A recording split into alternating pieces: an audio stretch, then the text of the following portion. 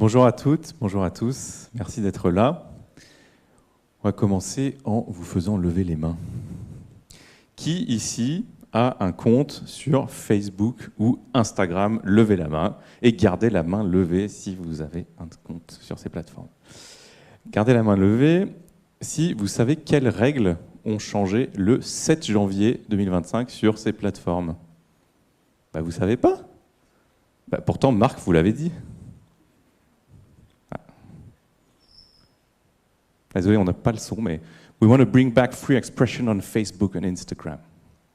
Mais alors, qu'est-ce que Tsuki voulait dire exactement en parlant de restaurer la liberté d'expression sur Facebook et Instagram?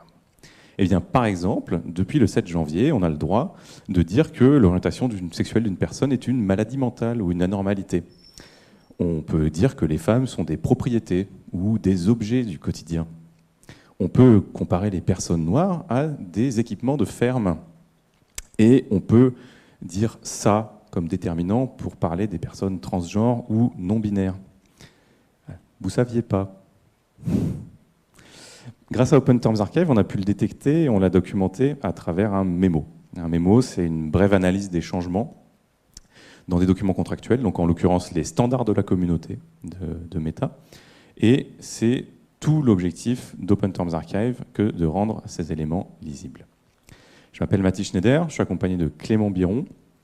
On développe ce produit depuis bientôt 5 ans. C'est un logiciel libre qui existe et qui est soutenu par des acteurs publics comme le ministère des Affaires étrangères, parce qu'aujourd'hui, les grandes plateformes bénéficient de l'opacité de leurs conditions d'utilisation et qu'on cherche à les rendre transparentes.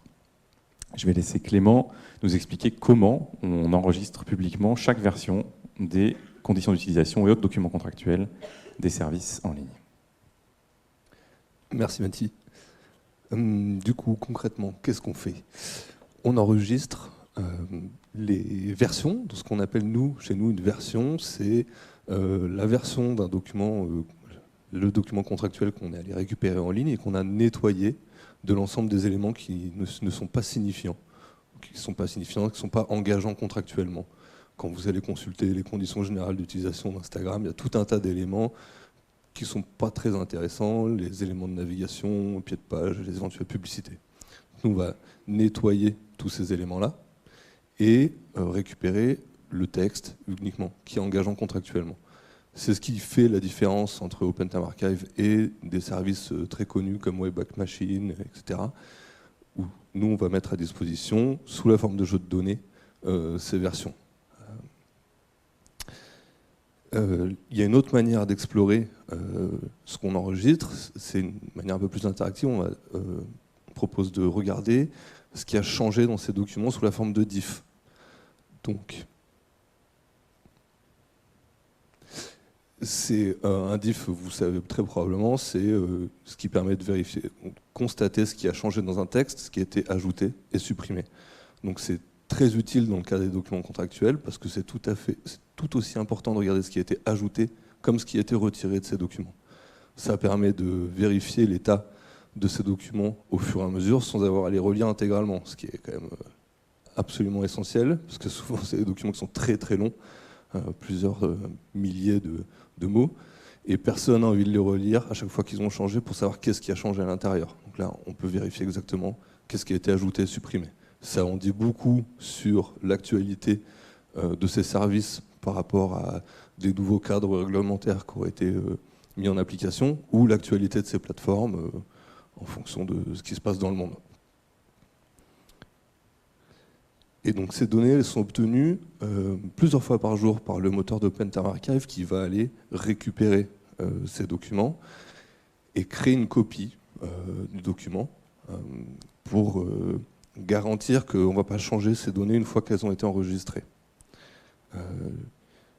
Ces conditions d'utilisation, elles sont ciblées par des contributeurs et organisées par collection. C'est-à-dire qu'il est impossible aujourd'hui de suivre l'intégralité de tous les documents de tous les services du monde. C'est pas possible. Donc on va organiser ça par collection. Donc, une collection, c'est ce qui nous permet de faire de la décentralisation avec des acteurs qui vont, des communautés d'acteurs qui vont se regrouper parce qu'ils sont intéressés de suivre une thématique en particulier dans une juridiction et dans une langue. On va avoir par exemple des acteurs qui sont intéressés de suivre les documents contractuels des services d'IA générative, d'autres des big tech, VLOps, appelez comme vous voulez, ou d'autres, je sais pas, des documents contractuels des applications de rencontre par exemple. Ils vont partager l'utilisation du même moteur, mais avec des intérêts qui divergent un petit peu. Et on organise tout ça sous forme de collection. Et je vais laisser Mathie expliquer la suite. Donc on a vu comment on décentralise la collecte de ces documents, mais on va également décentraliser l'analyse. C'est-à-dire qu'une fois qu'on a cette donnée brute, encore faut-il lui donner du sens. Vous avez vu tout à l'heure les exemples du fameux diff sur les communautés de méta. Comment est-ce qu'on passe de ce texte a été supprimé à ça a du sens et voilà en quoi ça nous impacte. Là encore, on va avoir différents acteurs qui vont lire ces changements et rédiger.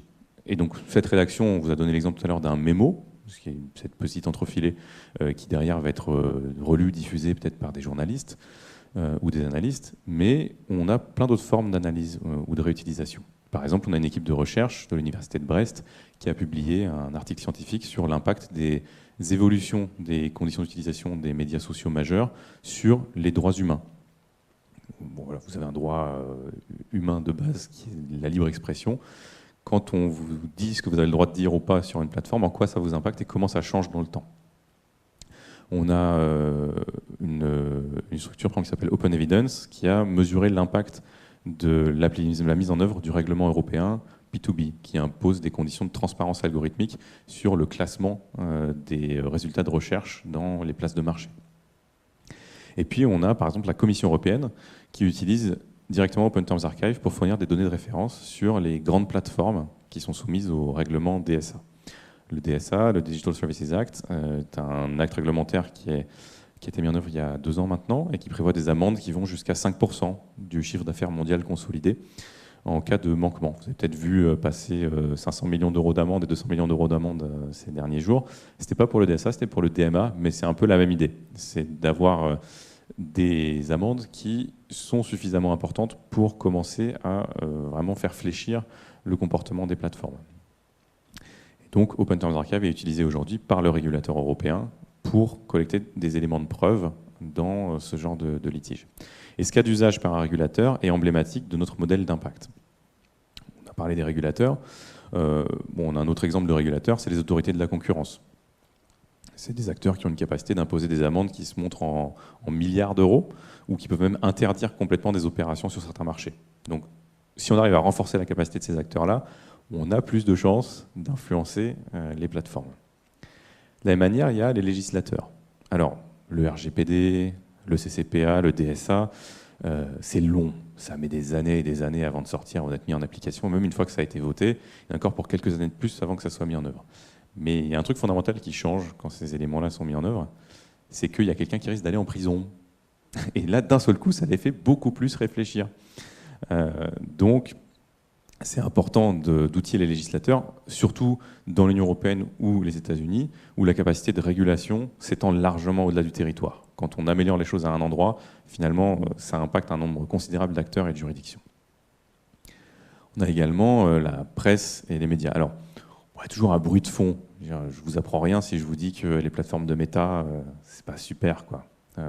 Comme si je vous disais, Scoop, le fast-food, c'est pas bon pour votre santé. Vous allez me dire, sérieusement, merci beaucoup, heureusement que tu as fait un produit pour ça. Mais une fois de temps en temps, il y a un scandale, un élément qui sort suffisamment de l'actualité pour générer un vrai mouvement qui peut potentiellement mettre en risque la base d'utilisateurs et donc les revenus des plateformes. Par exemple, en 2022, vous vous rappelez peut-être les changements de conditions d'utilisation de WhatsApp qui faisaient de la fusion de données avec Facebook. Bon, c'était prévu pour être juste un énième « Oh, on a changé nos conditions d'utilisation, on ne regardait pas ». Mais en fait, ça s'est vu et ça a été retardé d'1 mois, puis de 2 mois, puis ça a été un peu modifié, ça a été reporté et ainsi de suite. Donc des fois, il y a quelque chose de plus fort que la petite musique. Et enfin, les associations de protection des consommateurs, qui peuvent déposer des plaintes au nom des utilisateurs et qui peuvent établir des précédents juridiques. Alors évidemment, il y a la peur de l'amende, mais il y a surtout le fait de changer le cadre réglementaire. Par exemple, vous connaissez peut-être les arrêts Schrems 1, Schrems 2, c'est des arrêts de la Cour de justice de l'Union européenne qui ont simplement arrêté la base légale sur laquelle les données personnelles des citoyens européens étaient transmises aux États-Unis. Donc pendant un moment, ce n'est juste plus légal d'envoyer des données en masse aux États-Unis. Donc ce genre d'acte-là, ça prend du temps, mais quand ça arrive, ça change tout.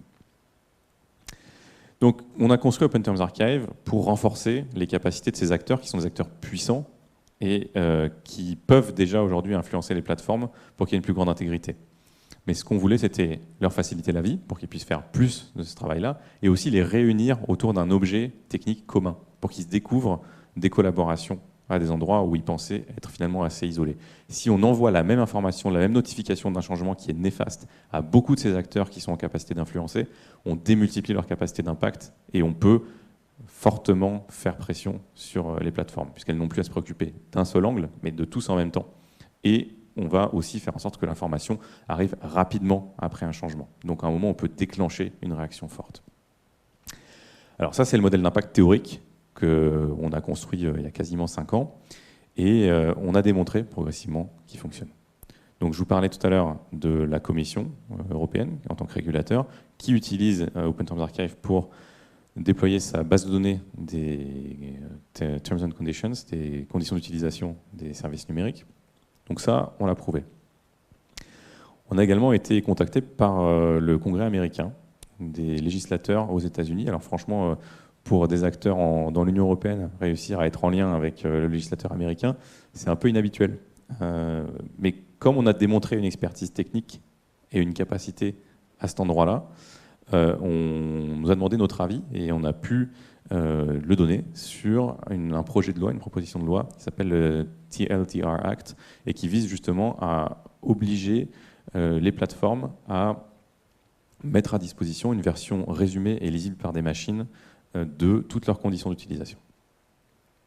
Donc on a prouvé que le législateur, ça pouvait l'intéresser aussi. Sur la presse et médias, peut-être certains ou certaines d'entre vous se rappellent de l'affaire Proton Mail.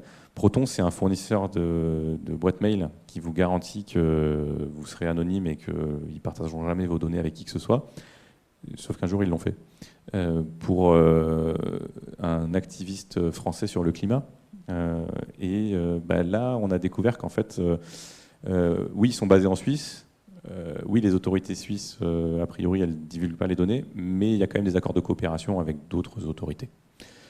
Et, bon, jusque-là, d'accord. Par contre, ce qui est intéressant, c'est que, donc, vous voyez, c'est un article de presse, et il y a ce qui est en petit en dessous, qu'on ne voit pas parce que c'est tout petit, c'est une citation de Open Terms Archive, où on voit qu'il y a eu un ajout dans les conditions de Proton après que l'affaire a été rendue publique, qui disent « mais au fait, on pourra quand même divulguer vos données dans le cadre d'une enquête où les autorités suisses nous forcent à le faire ».